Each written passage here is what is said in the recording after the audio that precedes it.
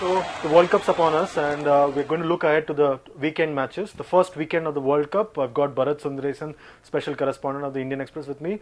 Bharat, the big weekend, the big opening weekend. Let's start off quickly with the India-Pakistan match, right. the big daddy match, as you like to call it. Yeah. What's your pick? Who's your pick? India have beaten them 5 out of 5 so far. I'm going for a 5-1 this time. I think it's going to be Pakistan's turn this time around. Because, firstly, the fact that they're playing the match out at the beginning of the tournament is great for both teams.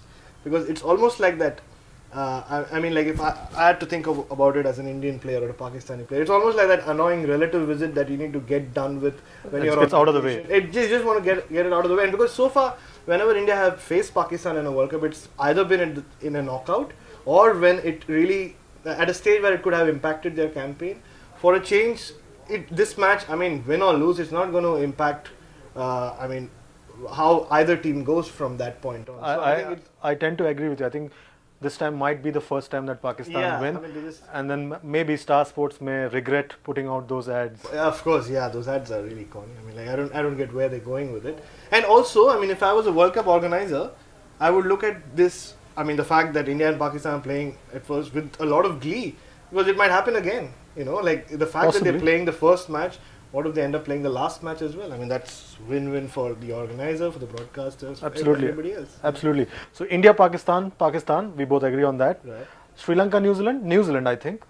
I think New Zealand as well. Yeah, Sri Lanka have been there for what? I don't know how long their visas. About a couple of about a couple of months. Exactly, and they've been losing. Yeah.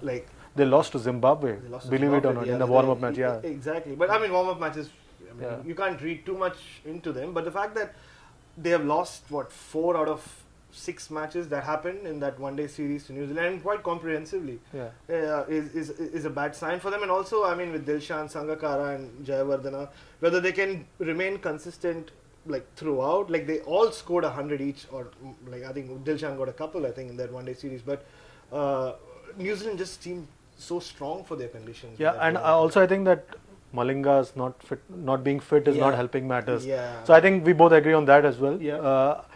Then you have the big one, the big Ashes rivalry, Australia-England. I think Australia, purely because of the fact that England looks at the Australian team sheet and looks at one name, Mitchell Johnson, and that's it. That's the end of story for them. Exactly. So I think England is not going to be doing anything. Not really. It was funny because Owen Morgan was asked the same question after Mitchell Johnson blew them away, and his answer was, no, the other bowlers took wickets as well. And I was like, that's the England captain saying, he's playing down Mitchell Johnson on a day that he blew them away. He blew the middle order away. And I think, like you said, and they haven't beaten Australia in a one day for God knows how long. The last time they beat them in a World Cup was 1992. So that's something that they can cling on to.